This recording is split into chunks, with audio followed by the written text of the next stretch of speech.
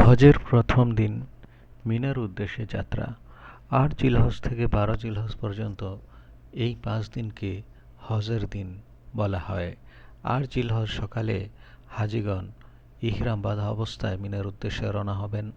৮ জিলহজের জোহর, আসর, মাগরিব, এশা এবং জিলহজের ৯ জিলহজের অর্থাৎ পরদিন ফজরের নামাজ মিনায় আদায় করা এবং রাতে মিনায় অবস্থান করা সুন্নত।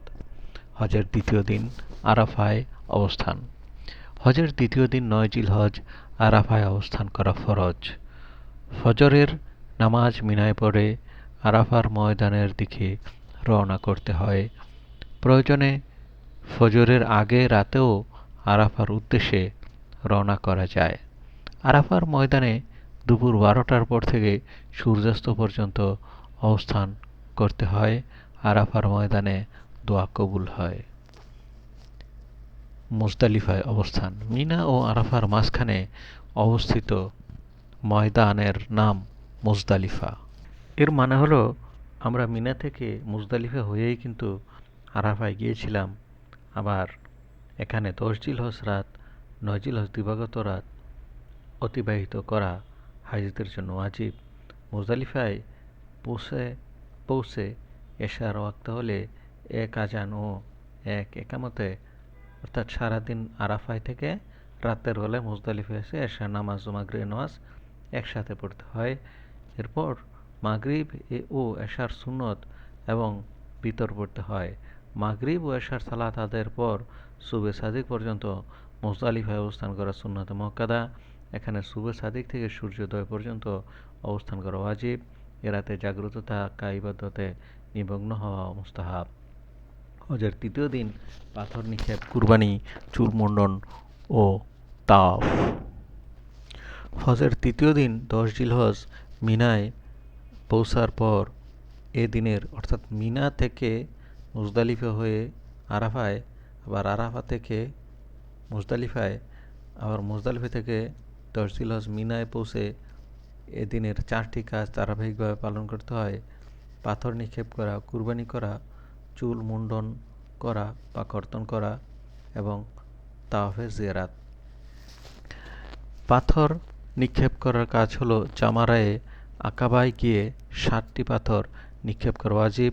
এটাকে জামারাতুল কুবরাও বলা হয়। এই দিনে তৃতীয় কাজ হলো দমে শুকর বা হজের শুকরিয়া স্বরূপ কুরবানি করা ওয়াজিব। কিরান ও তামাত্তু হজ পালনকারীদের জন্য এটা ওয়াজিব, আর ইফরাদ হজকারীদের জন্য মুস্তাহাব। এই দিনে তৃতীয় কাজ হলো হলক বা কসর করা, চুল মুন্ডন করা বা কর্তন করা ওয়াজিব।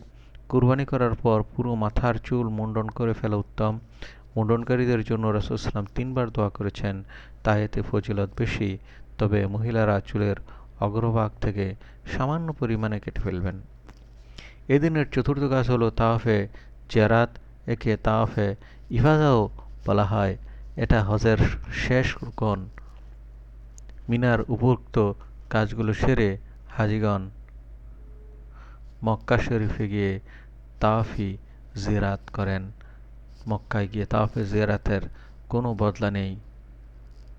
এ তাওয়াফ করতেই হবে, এর কোনো বিকল্প নেই। হজের চতুর্থ দিন মিনায় রাত যাপন এবং পাথর নিক্ষেপ। ১১ জিলহজ মিনায় রাত যাপন সুন্নত। এদিন মিনায় ৩ জামারায় পাথর মারা ওয়াজিব।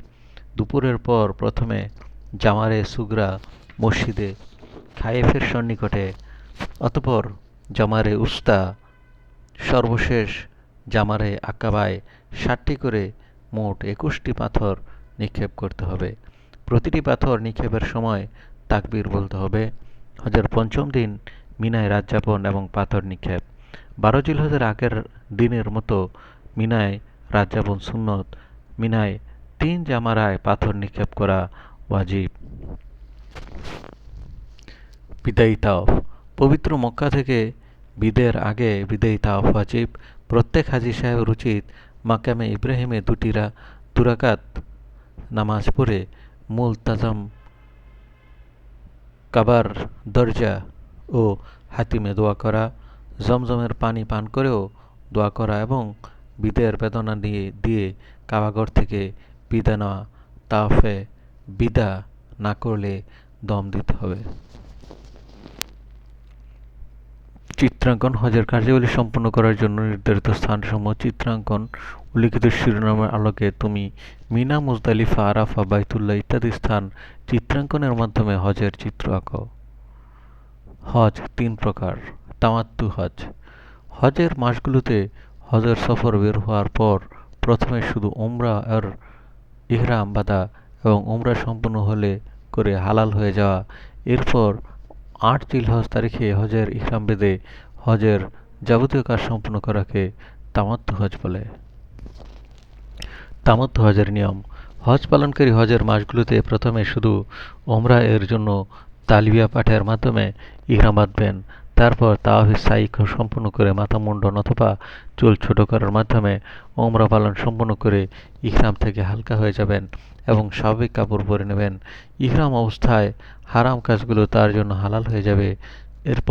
তারপর জিলহজ মাসের 8 তারিখ মিনা যাবার আগে নিজ অবস্থানস্থল থেকে হজের ইহরাম বাঁধবেন। তারপর যথানিয়তে হজের যাবতীয় কার্যাবলী সম্পন্ন করবেন। তামাত্তু হজকারীর জন্য এক সফরে 2টি ইবাদতের সুযোগ লাভের শুকরিয়া স্বরূপ হাদি বা পশু জবাই করা ওয়াজিব। কিরান হজ। এক সফর ও এক ইহরামে উমরা ও হজ আদায় করাকে কিরান হজ বলে। অর্থাৎ হজের সফরে ইহরাম বেঁধে প্রথমে উমরা আদায় করা এবং ওই ইহরাম থেকে হজের নির্ধারিত দিনে হজের কার্যাবলী সম্পন্ন করাকে কিরান হজ বলে। কিরান হজের নিয়ম। মিকাত থেকে ইহরাম বাঁধার সময় একই সঙ্গে হজ ও উমরার জন্য লাব্বাইকা উমরাতান ওয়া হাজ্জান লাব্বাইকা উমরাতান ওয়া হাজ্জান লাব্বাইকা উমরাতান ওয়া হাজ্জান বলে তালবিয়া পাঠ শুরু করা। তারপর মক্কায় পৌঁছে প্রথমে উমরা আদায় করা এবং ইহরাম অবস্থায় মক্কায় অবস্থান করা। অতঃপর হজের সময় 8 জিলহজ ইহরাম সহ মিনা, আরাফা, মুজদালিফায় গমন এবং হজের যাবতীয় কাজ সম্পাদন করা। কিরান হজকারীর জন্য এক সফরে 2টি ইবাদতের সুযোগ লাভের শুকরিয়া স্বরূপ হাদি বা পশু জবাই করা ওয়াজিব। ইফরাদ হজ। হজের মাসগুলোতে শুধু হজের ইহরাম বেঁধে হজের কার্যক্রম সম্পন্ন করাকে ইফরাদ হজ বলে। ইফরাদ হজের নিয়ম। হজের মাসগুলোতে শুধু হজের ইহরাম বাঁধার জন্য লাব্বাইকা হাজ্জান বলে তালবিয়া পাঠ শুরু করা। এরপর মক্কায় প্রবেশ করে তাওয়াফে কুদুম অর্থাৎ আগমনী তাওয়াফ এবং হজের জন্য সাই করা। অতঃপর 10 জিলহজ কুরবানির দিন হালাল হওয়ার পূর্ব পর্যন্ত ইহরাম অবস্থায় থাকা। এরপর হজের অবশিষ্ট কাজগুলো সম্পাদন করা। উত্তম হজ। এই 3 প্রকার হজের মধ্যে সওয়াবের দিক দিয়ে সর্বোত্তম হলো কিরান, এরপর তামাত্তু, এরপর ইফরাদ। তবে আদায় সহজ হওয়ার দিক থেকে প্রথমে তামাত্তু, এরপর ইফরাদ, এরপর কিরান। তামাত্তু হজ পালন করা সবচেয়ে সহজ হওয়ার অধিকাংশ বাংলাদেশি তামাত্তু হজ আদায় করে থাকেন। আর যারা অন্যের বদলি হজ করতে চান তারা বা যাদের অবস্থান মিকাতের মধ্যে তারা সাধারণত ইফরাদ হজ করেন। তাছাড়া কিছু সংখ্যক হাজি কিরান হজ করেন, যাদের সংখ্যা খুবই কম।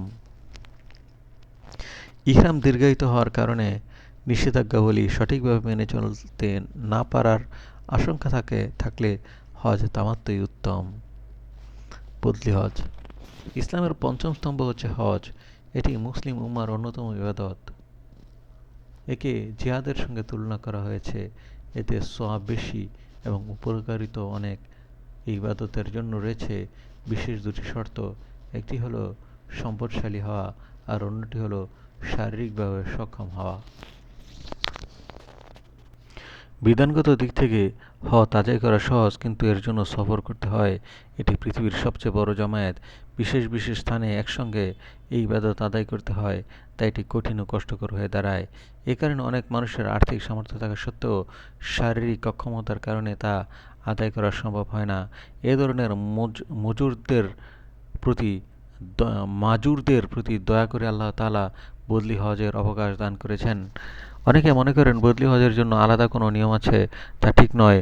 যেভাবে নিজের জন্য হজ আদায় করে সেভাবেই বদলি হজ আদায় করতে হয়।